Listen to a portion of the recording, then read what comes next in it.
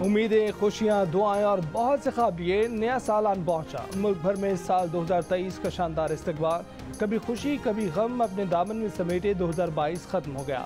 नए साल के इस्तकबाल के लिए मुख्तलिफ शहरों में नौजवान सड़कों पर निकल आए।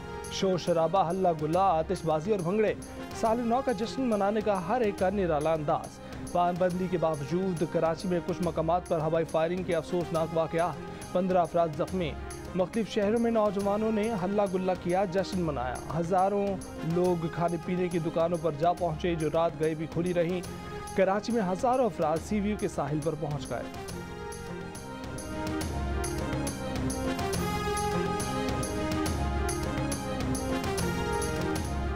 मुल्क भर में कई मकामात पर नए साल के भरपूर जश्न का एहतमाम। कराची में नुमाइश रंगी पर आतिशबाजी, गवर्नर सिंध और कन्वीनर MKM खालिद मकबूल सिद्दीकी समेत हज़ारों अफराद मौजूद। बहरिया टाउन कराची, लाहौर और रावलपिंडी में शानदार चरागा, पार्क व्यू सिटी इस्लामाबाद में भी शानदार आतिशबाजी, पेशावर, कोयटा, मुल्तान और दीगर शहरों में भी जश्न। आवाम की बड़ी तादाद ने आतिशबाजी देखी, लुत्फ उठाया। बहरिया टाउन कराची 2 में म्यूजिकल कॉन्सर्ट का भी एहतमाम, आवाम की बड़ी तादाद में शिरकत।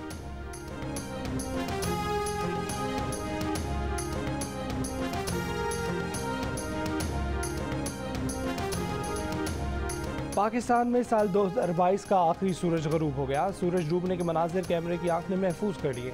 मुल्क भर में लोग नए साल पर वतन में अमन, खुशहाली और तरक्की के लिए दुआ गो। नई उमंगों, खुशी और उम्मीदों के साथ कई मुल्कों में नए बरस का आगाज, रंगो नूर की बरसात में साल नौ का खैर मकदम। दुबई का आसमान बकाए नूर बन गया। दुनिया की बुलंद तरीन इमारत बुर्जुल खलीफा पर आतिशबाजी का शानदार मुशायरा। ऑस्ट्रेलिया और न्यूजीलैंड में शानदार आतिशबाजी के साथ साल 2023 का इस्तकबाल। सबसे पहले न्यूजीलैंड में नए साल का आगाज हुआ। ऑकलैंड में हुई आतिशबाजी ने साल 2022 को रुखसत किया। ऑस्ट्रेलिया में सिडनी हार्बर पर हज़ारों मनचलों ने नए साल को खुशामदीद कहा। हांगकांग में साल नौ की अवलीन घड़ियों में विक्टोरिया हार्बर पर रंगो नूर की बारात। ताइवान में 12 बजते ही ताइपे का बुलंद तरीन टावर रोशनियों से मुनव्वर हो गया। बलूचिस्तान असेंबली के 4 अरकान पीपल्स पार्टी में शामिल। साबिक सदर आसिफ अली जरदारी से कराची मुलाकात के दौरान ऐलान किया। बलूचिस्तान अवामी पार्टी के 3 और PTI के 1 रुकने बलूचिस्तान असेंबली शामिल। बलूचिस्तान असेंबली में पीपल्स पार्टी की नशिस्तें 1 से बढ़कर 5 हो गईं। इस मौके पर आसिफ अली जरदारी ने कहा कि पीपल्स पार्टी हमेशा से बलूचिस्तान की आवाज़ रही है। बलूचिस्तान बीबी शहीद के सबसे करीब था। बलूचिस्तान के लिए पहले भी बहुत कुछ किया, लेकिन अभी भी बहुत कुछ करना बाकी है।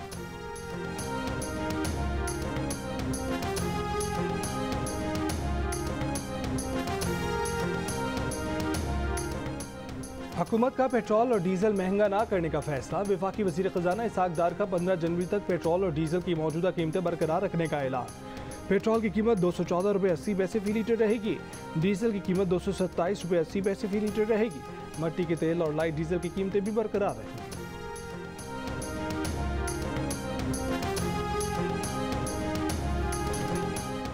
Army chief general Syed Asim Munir ने कहा है कि पाकिस्तान इंतहाई नाजुक मोड़ से गुजर रहा है। मईशत और दहशतगर्दी के चैलेंजेस से निपटने के लिए कौमी इत्तफाक राय की ज़रूरत है। जनरल आसिम मुनीर का पाकिस्तान नेवल अकेडमी कराची में मुख्तलिफ कोर्सेज की पासिंग आउट परेड से खिताब। ISPR के मुताबिक आर्मी चीफ ने पाकिस्तान की समंदरी सरहदों के मुहाफ़िज़ बनने पर मुबारकबाद दी और कहा कि टेक्नोलॉजी की तरक्की के बायस समंदरी शोबा मुसलसल तब्दील हो रहा है। बिलावल भुट्टो जरदारी ने इमरान खान को दहशतगर्दी का इम्पोर्टर करार दे दिया। कहा कि इमरान खान ने शिकस्त खुर्दा दहशतगर्दों को अफगान जेलों से रिहा करवा के वापस कबायली इलाकों में बिठा दिया है। ये उस नालायक, नाजायज़ और सिलेक्टेड का सबसे बड़ा जुर्म है। चेयरमैन पीपल्स पार्टी का कराची में बल्दियाती उम्मीदवारों से खिताब। कहा कि 15 जनवरी को कराची में बल्दियाती इलेक्शन होंगे। जो पार्टी भी जीती उसे नताइज कबूल करने होंगे, लेकिन साफ नजर आ रहा है कि कराची का अगला मेयर जियाला होगा।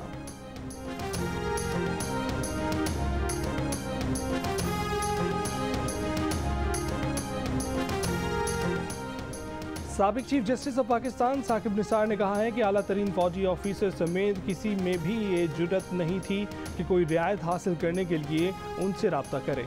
साबिक चीफ जस्टिस ने जियो न्यूज़ के प्रोग्राम में पाकिस्तान की जानिब से पूछे गए सवालात का तहरीरी जवाब दे दिया।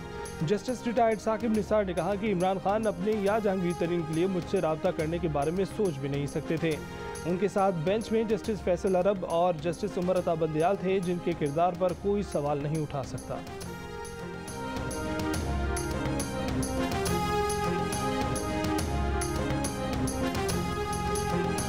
तहरीक इंसाफ बल्दियाती इलेक्शन ना कराने पर वफाकी हुकूमत और इलेक्शन कमीशन पर बरस पड़ी। असद उमर ने कहा कि वफाकी हुकूमत अवाम के खौफ से इलेक्शन से भागी है। इलेक्शन कमीशन बताए कि उसकी तैयारी क्यों नहीं थी। फवाद चौधरी ने कहा कि राना सनाउल्लाह और इलेक्शन कमीशन ने मिलकर आईन पाकिस्तान पर हमला किया है। चीफ इलेक्शन कमिश्नर के खिलाफ एक और रेफरेंस दायर करने का ऐलान। शीरी मजारी ने कहा कि इलेक्शन कमीशन की जानिबदारी बेनकाब हो गई। बल्दियाती इंतखाबात पर खुलकर सियासत खेलने पर इलेक्शन कमीशन पाकिस्तान को मुस्ताफ़ी हो जाना चाहिए। अली नवाज जवान बोले कि जमहूरियत के दावेदार जमहूर के खौफ से इलेक्शन से भाग रहे हैं।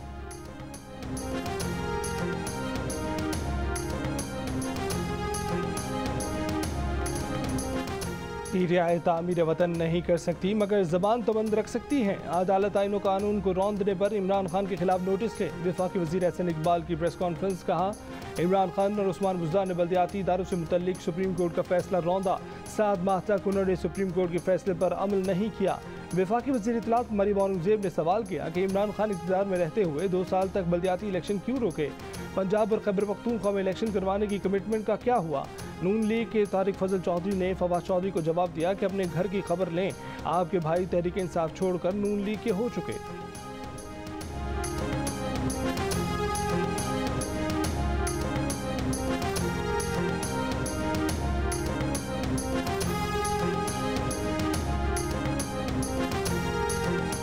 यूनियन काउंसिल्स की तादाद बढ़ाने का नोटिफिकेशन आबादी के गैर तस्दीक शुदा आदाद-ओ-शुमार पर जारी किया गया। वजाहत मौजूद नहीं कि नई मरदमशुमारी नहीं हुई तो आबादी बढ़ने का अंदाज़ा कैसे लगाया गया। वफाकी हुकूमत का कंडक्ट कानून से मुतसादिम दिखाई देता है। इस्लामाबाद हाई कोर्ट ने बल्दियाती इलेक्शन केस का तफसीली फैसला जारी कर दिया। फैसले में कहा गया है कि इलेक्शन से 12 दिन पहले यूनियन काउंसिल्स की तादाद बढ़ाने की ठोस वजह नहीं बताई गई। ना हुकूमत का 2 टोक मौक़िफ़ आया। जवाब सामने न आने पर यही समझा जाएगा कि हुकूमत के पास बताने को कोई वजह नहीं है। वफाकी या सूबाई हुकूमत का अथॉरिटी से तजावज़ करके लोकल गवर्नमेंट सिस्टम को बेख्तियार करना आर्टिकल 140(a) की खिलाफ वर्जी है। हुकूमतों के ऐसे इक़दाम अदालतों से कलअदम करार दिए जाने के लायक हैं।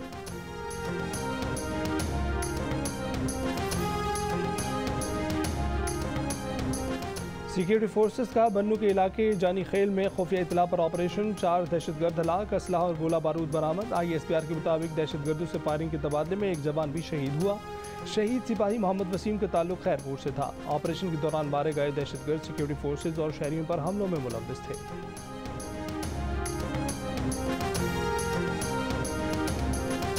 कराची में डाकुओं की फायरिंग से जामहाक BBA का तालिब इल्म जहांगीर नमाज जनाजा की अदायगी के बाद सपुर्द खाक।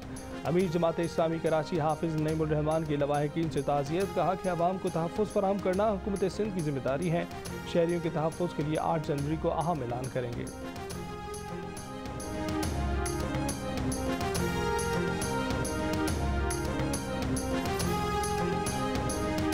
गवर्नर सिंध कामरान चिश्तोरी की डॉक्टर फारूक सत्तार से मुलाकात। MKM के धड़ों को यकजा करने पर गुफ्तगू। प्रेस कॉन्फ्रेंस में गवर्नर सिंध ने कहा कि कराची की बिजली, पानी और गैस माफिया के कब्जे में है। कराची वालों से मुजरिमों वाला सलूक हो रहा है। कराची के लोग जुल्म सहकर खामोश हैं। फारूक सत्तार ने इस मौके पर गवर्नर सिंध कामरान चिश्तोरी को ताउन की यकीन दहानी कराई। MKM पाकिस्तान की राबता कमेटी का इजलास आज 2 बजे तरफ। PSP और फारूक सत्तार की वापसी पर गौर होगा। पीपल्स पार्टी और नून लीग से माहिदों पर भी बात होगी।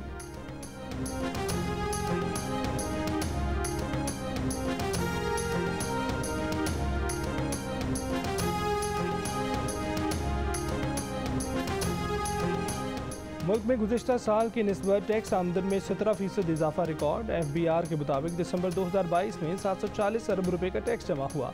दिसंबर 2021 में 599 अरब रुपए का टैक्स जमा हुआ था। रवा माली साल पहली छमाही में 3428 अरब रुपए का टैक्स जमा किया गया है। सीनियर सहाफ़ी और रोज़नामा जंग कराची की एडिटोरियल कमेटी के चेयरमैन मुदस्सिर मिर्ज़ा इंतकाल कर गए। मुदस्सिर मिर्ज़ा का इंतकाल दिल का दौरा पड़ने की वजह से हुआ। ज़िंदगी के 4 अशरे रोज़नामा जंग को देने वाले मुदस्सिर मिर्ज़ा की उम्र 70 बरस थी। मरहूम की नमाज जनाजा इतवार को बैतुल मुकर्रम मस्जिद गुलशन इकबाल में दोपहर 1 बजे अदा की जाएगी। तदफीन सखी हसन कब्रिस्तान नॉर्थ नाजुबाद में की जाएगी।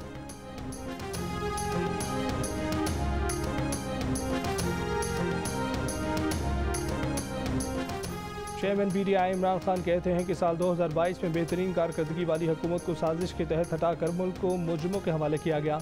साल 9 पर जारी पैगाम में कहा कि मौजूदा मायूस कुन सूरत हाल के बावजूद पर उम्मीद है कि 2023 का इलेक्शन PTI ही जीतेगी।